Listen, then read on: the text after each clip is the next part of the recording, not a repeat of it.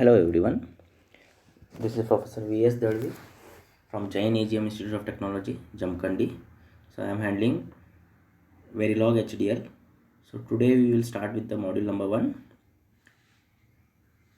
The first part of that one, overview of digital design with Verilog HDL. First topic, evolution of computer aided design, digital design, that is evolution of CAD design. So over the last 25 or 30 years, digital circuits design has evolved very rapidly. Before this, that is earlier, digital circuits were designed with vacuum tubes and transistors. The disadvantage of that one was the speed was very low and they were very bulky. But when the integrated circuits were invented, the digital design concept is drastically changed. But at that time, the integrated circuits were very small. The integration of these circuits are classified as SSI, MSI, LSI, and VLSI. That is small scale integration, medium scale integration, large scale integration, and very large scale integration. The first integrated circuit, that is IC chips, were small scale integration chips, where in this small scale integration there were less than 10 up to 100 components, or you can say transistors were present. So the count was very less. So within this you can also say 3 to 30 gates. There were only few gates were available. The example for this integration, the SSI is logic gates. There is AND gate, OR gate, or these are the examples of the small scale integration. So the number of components are less than 100 here.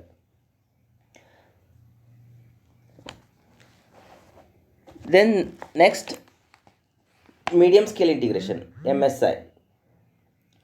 So with the medium scale integration, in this type of integration, there were more than 100 but up to 1000 components or transistors were present. So with this, more than 30 but less than 300 gates were available within that. The examples for the medium scale integration are counters, multiplexers, registers, etc. With the advent of LSI, that is large scale integration, designers could put thousands of gates on a single chip.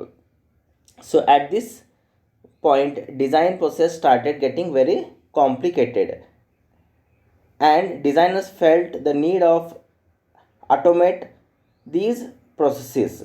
So then electronic design automation technique began to evolve. So in the large scale integration, we had a components between 1000 to 10,000 transistors. Here we can have a 300, more than 300 up to 3000 gates. The example for large scale integration is ROM IC or a small microprocessors like 8-bit microprocessor, etc. are the large scale integration. But still the circuits were tested on breadboard, and the layout was done on a paper or by hand on a graphic computer terminal. So with this, the invention of the very large scale integration, to avoid this all manual process, the one more integration process technology, that is a very large scale integration technology, in which the designers could design a single chip with more than 1 lakh transistors. So in a VLSI, we have a more than 1 lakh transistors. That is, it has more than 3000 gates. The example of this is 16-bit or 32-bit gate processors. Because of the complexity of these circuits, it was not possible to verify these circuits on a breadboard, as the number of components are very high in number. They could not be tested on a breadboard. So computer aided design, that is CAD design techniques, became very crucial for verification and design of the VLSI digital circuits. So here computer programs automatically place and route the circuits layout, and they became very popular in very short time. The designers were building gate level circuits manually on graphic terminals. They would build small building blocks and then derive higher level blocks from them. This process would continue until they had built the top level block. Then logic simulators came into existence. So after this, simulators came into existence. They are going to be used to verify functionality of these circuits before they are fabricated on a chip. So that means there are virtual simulators in which once the IC is actually fabricated, what was its output, the same output could be verified before the fabrication. So that is called as logic simulator. So logic simulator verify the functionality of the circuits before they were fabricated. So as designs got larger and more complex, logic simulation assumed an important role in the design process. Designers could iron out functional bugs in the architecture before the chip was designed further. So this is about the evolution of computer aided design, in which all the different type of technologies, integration types, SSI, MSI, LSI, VLSI. After this there are few more, ULSI, etc., but we are discussing only these four. Then the electronic design automation, EDA, and computer aided design. So this is what the digital circuits, how it came in the from history until today. The next topic is emergence of HDLs. So in the olden days, there were different programming languages were available, such as Fortran, Pascal, and C. So these were used to describe the computer language, the program written using these languages. So these were usually sequential in manner.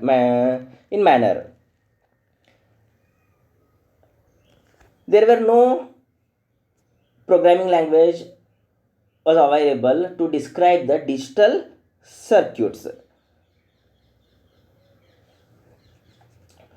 Then the hardware description language, HDL, came into existence. So that is, to describe the digital circuits, the language used is hardware description language. That is, in short, it is called as HDL. There are two different type of HDLs popularly used. One is Verilog HDL. In this subject we are going to discuss this one, Verilog HDL, and the one more is VHDL. That is, V stands for VHSIC, that is very high speed integrated circuit. HDL stands for hardware description language, that is VHDL, very high speed integrated circuit hardware description language. So hardware description language were originated in 1983 at Gateway Design Automation. Later VHDL was developed under contract of DARPA. Using both Verilog and VHDL simulators to simulate large digital circuits quickly gained acceptance from the designers. So both these languages are used by the designers and they gained higher acceptance from the designers. So even though HDLs were very popular for logic verification, designers had to manually translate HDL based design into a schematic circuit with interconnections between the gates. At that time, the invention of logic synthesis in the late 1980s changed the design methodology radically. So here they used the RTL, that is register transfer level. The digital circuits could be described in the RTL level by using the HDL languages. So what is the use of this? So using this, the designer had to specify how the data flows between the registers and how the design processes the data. So the details of the gates and their interconnections, how one gate is, which gate is used, and that particular gate, what is the input and where it is going to be connected, its output, all this is going to be detailed design were available. So with this, the details of the gates and their interconnections to implement the circuits were automatically extracted the logic synthesis tool from the RTL description. So using this, automatically the circuits were designed and developed without using any manual technique. So thus logic synthesis pushed the HDLs into forefront of digital design.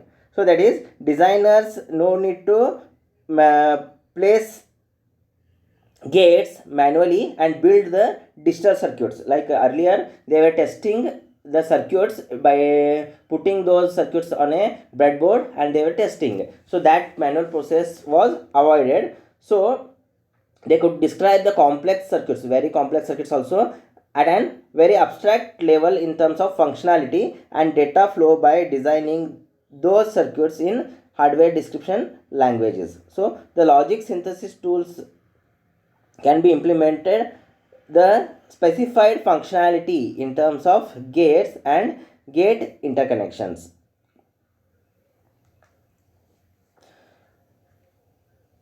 So in HDLs also used the system level designs. So they were used for the simulation of the system boards, interconnection buses, then FPGAs, that is field programmable gate arrays, and the programmable array logic, PALs. A common approach to design each IC chip using HDL and then verify the system functionality via simulation. So in today, IEEE 1364 2001 is the latest Verilog HDL standard that is used.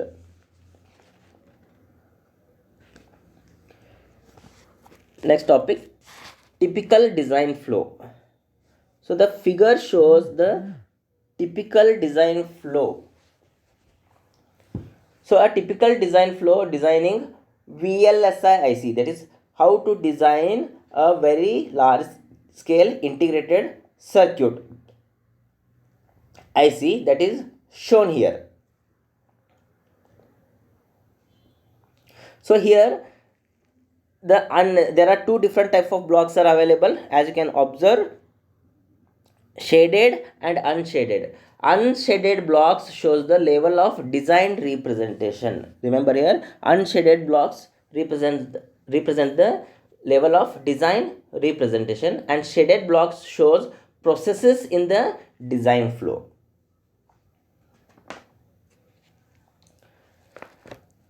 The design flow that is shown in the figure is typically used by the designers who use the hardware description language. So in any design, specifications are written first. So design specification. So design specification, they need not to think how they are going to be implemented at that time. What is the requirement? What are the different specifications? All those are going to be listed. So specifications describe abstractly the functionality, interface, and overall architecture of the digital circuit to be designed. So at this point of time, the architects do not need to think about how they will implement this circuit. So once the design specifications are listed out, then the behavioral description is written. That is, behavioral description is going to be created.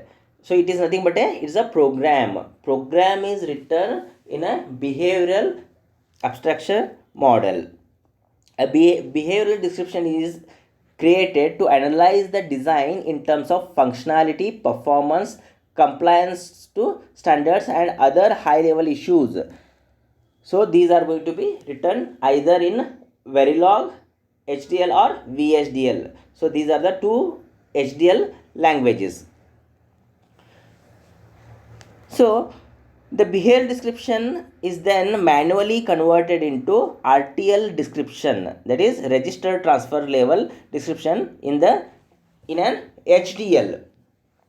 The designer has to describe the data flow that will be implemented the desired digital circuit.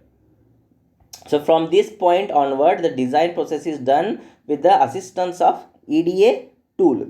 So once the RTL description is done, then whatever the code that is written in the using the behavioral description, that is going to be tested. That is functional verification and testing. The functionality of that particular code is tested. If anything goes wrong here at this place while testing, so you can go back to the RTL description, edit the RTL description, again check for the functionality. Unless and until the desired functionality is not achieved, the same thing is repeated continuously.